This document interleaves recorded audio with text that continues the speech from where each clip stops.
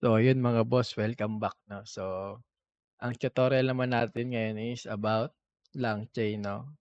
So ano ba ang LangChain 'no? Ang LangChain ay isang framework na tumutulong para mapadaling gumawa ng AI apps gamit ang language model 'no, tulad ng ChatGPT, Claude, Gemini o Llama 'no. Sa ngayon ang tutorial natin ngayon is about Ollama.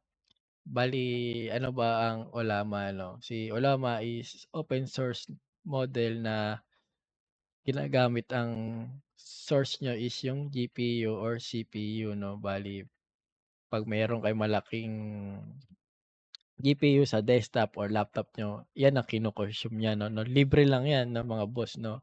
So makakagawa na kayo ng mga AI agents niyo 'no. Dito sa ollama.com, so marami silang mga model dito na pagpipilian. Meron Qwen, Gemma, meron pa nga dito GPT. So ayan 'no. So install niyo lang 'tong Ollama din, install na din kayo ng mga model 'no. Sa ngayon ang model na meron ako nandito 'no, Ollama list. So ito yung mga model ko, Qwen, GPT, Cog Cogito. Ito yung nandun na rin yung mga parameters nila 'no, kung mas malaki ang parameters, mas maganda ang model. Pero mas mataas 'no kapag dinownload niyo. Example itong Llama 3.1 'no, nasa 4 gig siya nung dinownload ko 'no. So, let's start mga boss.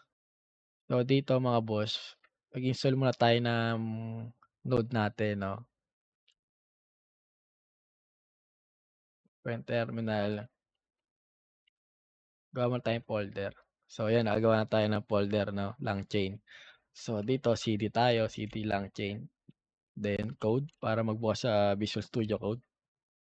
So once na na-open niyo mga boss 'no, control J niyo lang, then terminal. So mag-install tayo ng node 'no, mag-ano tayo, init tayo, npm init y.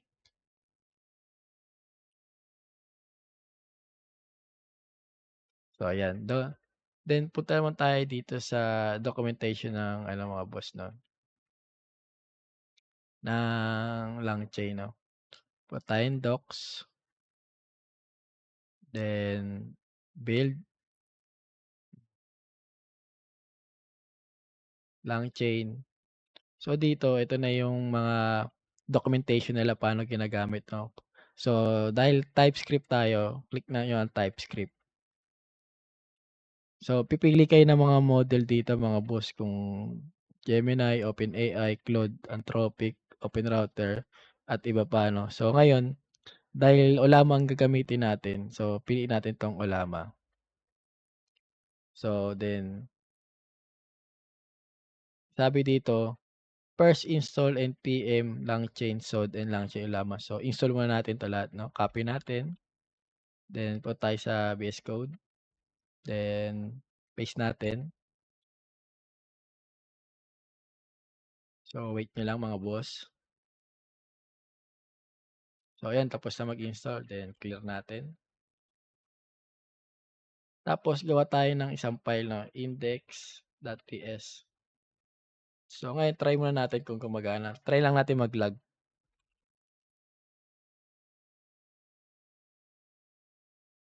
Paano pagganahan yan? npx txx index.ts. So ayan, nag-logs na siya 'no. Ngayon balik tayo ulit sa docs nila 'no. Copy natin lahat, then paste natin. So ngayon mga boss is isa-isahin muna natin kung paano gumagana. Ito tanggalin ko muna, then ito, then ito. Then try natin mag-console log natin 'no. Try natin siya i-run kasi naka-console log naman siya 'no. So nag-error tayo, top level await is current not supported. So ang gagawin natin, gagawa tayo ng function kasi asynchronous siya 'no. sync function test, then papasok natin 'to sa loob. Then para ma-run kailangan natin siya i-call sa baba. Siguro mas maganda kung lagyan natin siya sa variable const response.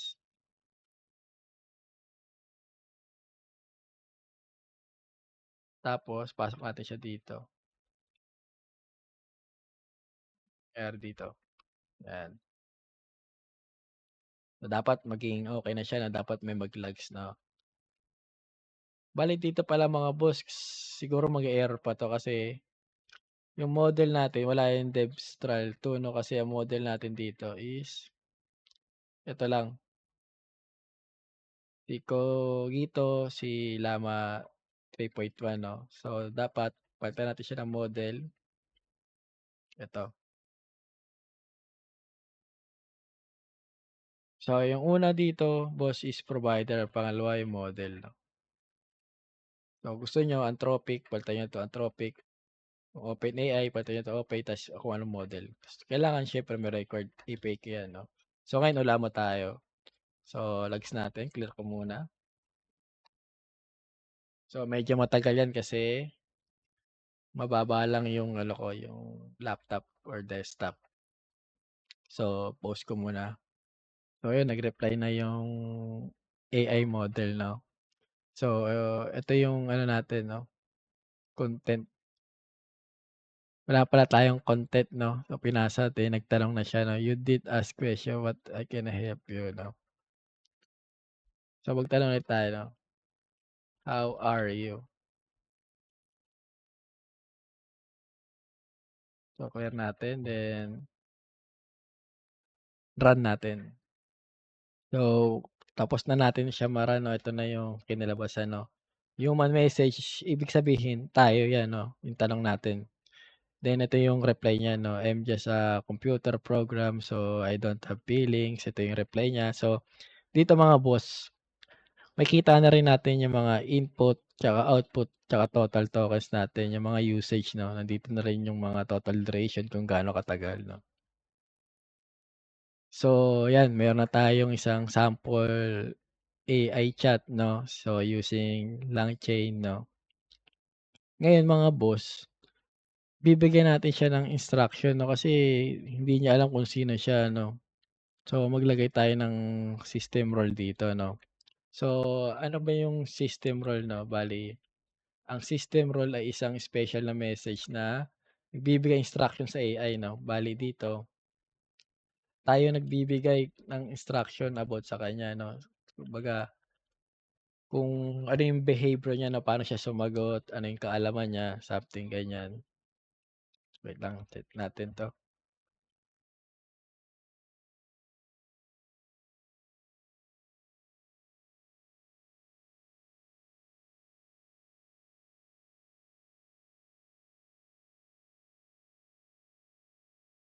'yan, eto na.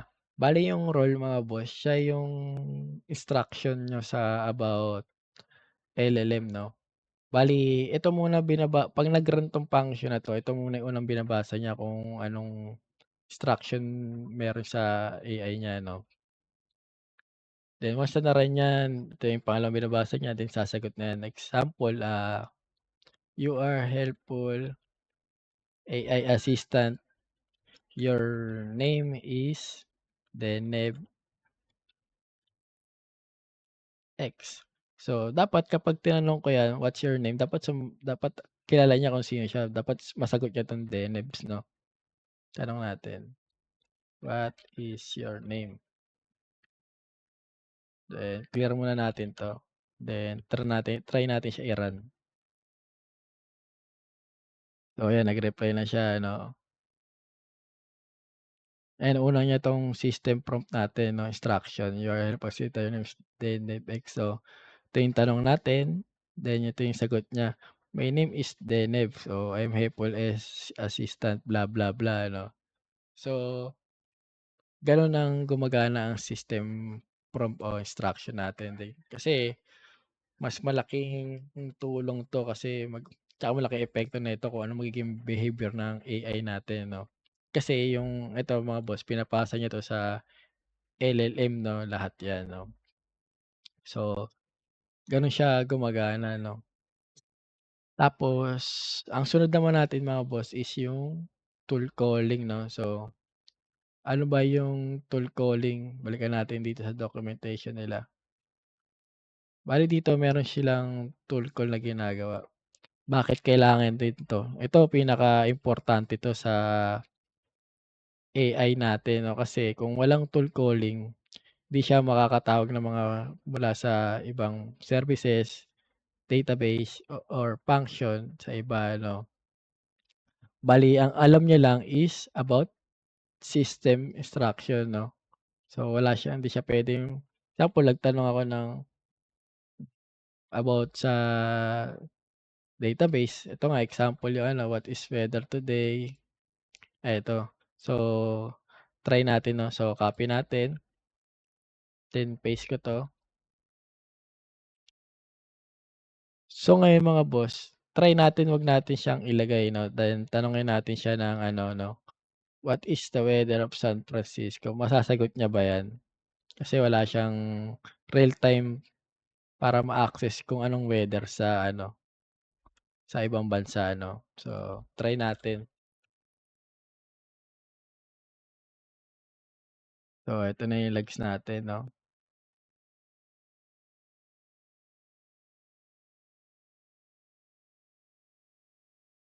So, meron pa rin siyang sinagot 'no, pero hindi siya tama kasi base lang sa kaalaman niya 'no. Kunyari example ganitong oras siguro malamig, mainit, something ganyan 'no.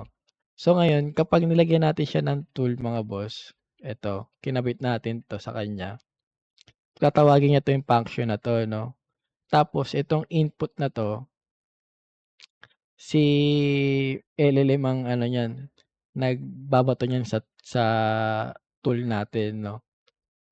Example para maliwanag, dito, tools. So, taas natin 'to,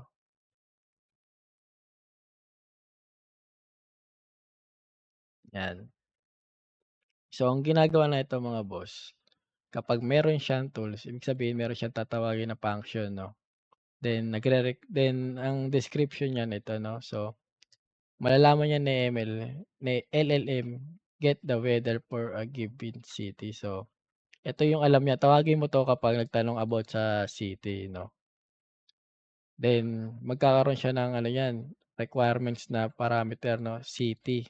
Then ito yung naman yung describe niya sa parameter, the city get the weather for. Siyempre malalaman ni LLM yan kung aling city ang kukunin niya depende sa tanong ni user 'no. So ngayon, what is the weather of San Francisco, malamang possible kunin niya 'to kasi city nga. So alam niya na yan. So try natin. So ayan. Tignan natin, medyo mahaba kasi nagtawag siya ng tool, eh. So, ang tanong natin, "What is the weather San Francisco?" Do AI, bale AI message, tumawag siya ng tool call, tinawag niya yung function na get weather, then eto 'yan, get weather name, then yung argument San Francisco. Bale itong parameter ang pinasa ng AI natin 'no, bale ito 'yan, input the city. Bale ito yung city na nakuha niya 'no, San Francisco. So, then ito yung reply niya 'no. Then ano yan pala yan mga boss, kapag may tool call siyempre may tool message yan mga boss 'no. Ito yung 'pag nagtawag ka ng function siyempre ito, siyempre may nagre-return yan. Ano yung ni-return ng tool message natin? Ito 'no, "It's always sunny in Francisco." So, bale ang nire-return niyan is ito, ito yung ni-return ng tool message 'no, ng get weather. So, puwede niyong ibahin yan mga boss 'no, kung anong gusto niyo. Kahit anong gusto niyong gawing example, it's always rainy, yan. So, magbabago yung tool message rainy yan 'no. Ayan na naglagay na yung AI message natin ng status, success data, get weather. Ito yung reply niya 'no. So, pero mga boss meron mga AI model na parang di nila nabibigyan ng tama yung ano nila 'no, yung response lalo na kapag mababa yung model na ginagamit madalas is mag-hallucinate sila ano. So ngayon, dahil ito yung reply ng AI natin 'no, so hindi maganda. So gagawin natin is palitan natin yung model siyempre. So ano bang mga meron tayong model na matataas dito? Siguro puwede na 'to yung 14B, kasi mataas na yung parameter ng 14B.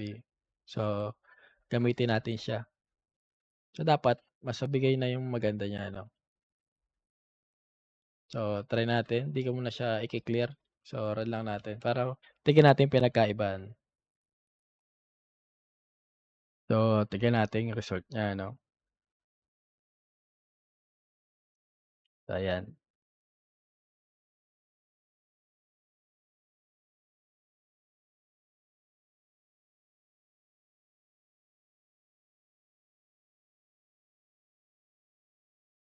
So nagtanong tayo, "What is the weather in San Francisco?" So nag-tool call siya ng get weather function, then nagpasa siya ng city na San Francisco. So ito yung tool result niya 'no, tool message. "It's always rainy in San Francisco." So rainy kasi kanina iniba natin dapat sunny 'no, dahil iniba natin naging rainy na 'no. So ngayon, ang gagawin ng tool message na 'to is papasa niya kay LLM. Ngayon sa LLM i-a-analyze niya yung result ng tinawag niya 'no. Then according to the tool, it seemed like there's might be rain in the San Francisco today. Keep a umbrella handy 'no. So gano'n gumagana ang tool kaysa tool tsaka depende sa model 'no. Tignan natin dito sa model kanina, tignan mo yung content niya, tignan mo parang iba-iba 'no, parang hindi siya maganda 'no, tignan 'no. So parang naka-JSON pa siya ano. Hindi tulad kapag matataas ang model, mas magaling, mas matalino. So, yun. Gets ba yun mga boss? So, yung tool calling natin is depende kung anong ire-return niyo diyan mga boss. Puwede kayo gumamit ng mga tool call na mga madami, example, gawa pa tayo example 'no, cons.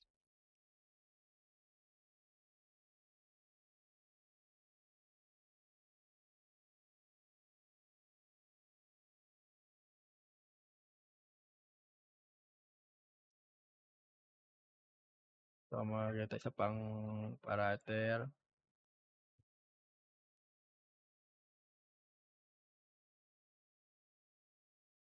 copy natin 'tong schema.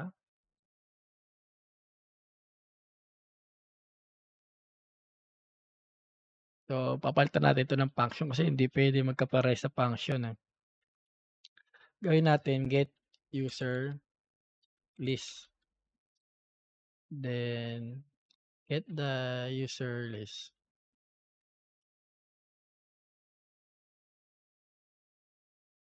So ngayon, re-remove natin yung schema 'no, blanko lang natin. Then dito. Tapos ang tatanong natin is ano 'no, can you give the list user, can you give all user list. Tapos dito mga boss siyempre iibahin natin yung ano nito, yung return. Wala tayong input, so magre-return tayo ng ano dito,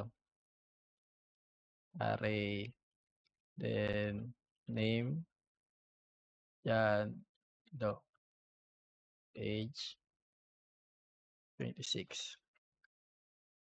Then isa pa, gender, sex, male. Copy natin 'to,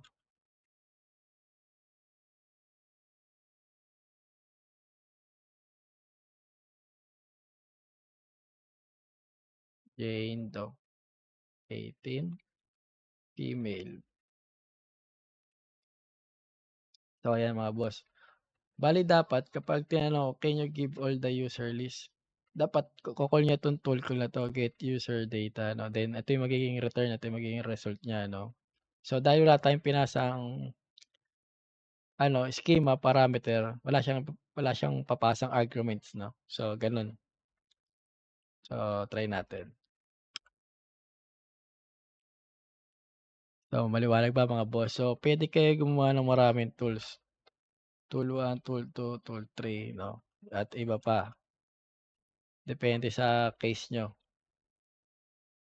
So ngayon ito muna, 'yan. Ayan na, nag-ano na, may nag-result na 'no. Babasahin natin ulit. Sino ba? Ito yung tanong natin, "Can you give all the user list?" So tinawag niya yung tool called getUserList 'no. 'Yan, so dahil walang input, kasi wala tayong babatong input na object diyan or arguments. So return lang tayo ng result 'no, ito example. Then meron siyang tool message ulit 'no. Ito yung content ng tool message, ito yan na-return natin 'yan. So ngayon ipapasa ulit sa AI 'yan 'no, para maintindihan niya 'no. So once na napasa niya o nakita niya na, here's the user list. So Jando, age 26, male, Jando Jane, 'yan.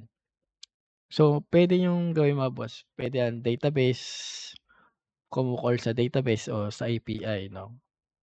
Ganyan gumagana yun din. Yung MCP, ganyan lang din yun mga boss, tool lang din yun. So ang ginagawa lang dun is puwedeng stdio, then SSE, HTTP. So halos same lang sila nun mga pinapasa mga boss. Maliwanag ba mga boss? So paano yan is ano, gusto ko dalawang tool na ano, yan. Ngayon mga boss magtanong tayo ng dalawang tanong. Nagano ba? Hindi. Mag-ask tayo ng 2 question para maliwanag. Dito mag-chat tayo, ayan, isang tanong na tayo, "Can you give all the user and what is the weather in San Francisco?" Ngayon mga boss, dapat tawagin niyo 'tong dalawang function na yan, that's dalawa rin ang masagot niya. Kasi dalawa yung question natin, dapat maintindihan ng LLM natin 'to 'no. So run natin. So wait lang natin ulit. Medyo matagal kasi ano yan, eh, dalawang function ang tatawagin niya dun or tool. So ito na yung result natin 'no. Let's check. So yan, nagtanong ulit tayo 'no, "Can you give all the user in San Francisco?" So unang tinawag niya is tool call getUserList, though wala tayong arguments. Then pangalawa getWeather, so meron siyang argument na city. So ang tool message is dalawa rin, tool call ID, 221 yan, dapat meron siyang tool ID tool calls. So kayo malito diyan para sakaling ano niyo kaya yung function name. So dalawang tool message din 'no. Una, user list, get weather 'no. Ngayon alam na ng AI yan siyempre. Here's the user list, yan nabigay niya na. As for now, Francisco's weather is always rainy. Liwanag mga boss. So ngayon puwede kayong maglagay ng maraming tools 'no, then puwede kayong magtanong ng sabay-sabay na puwede niyong tool call tawagin niya na parallel 'no. So meaning sabay-sabay niyang tatawagin 'no. Puwede rin isa-isa, depende rin sa depende rin sa tanong ng user 'no. So malaking tulong 'to mga boss, yung tool kasi siya yung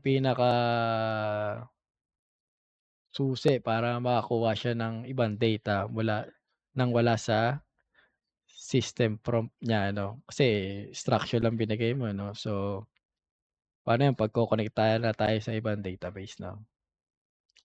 So yun lang mga boss, sana maintindihan niyo then comment niyo lang kung gusto niyo pang tutorial about AI AI and LangChain and so on. Marami pa tayong matututunan 'no. So yun lang, salamat.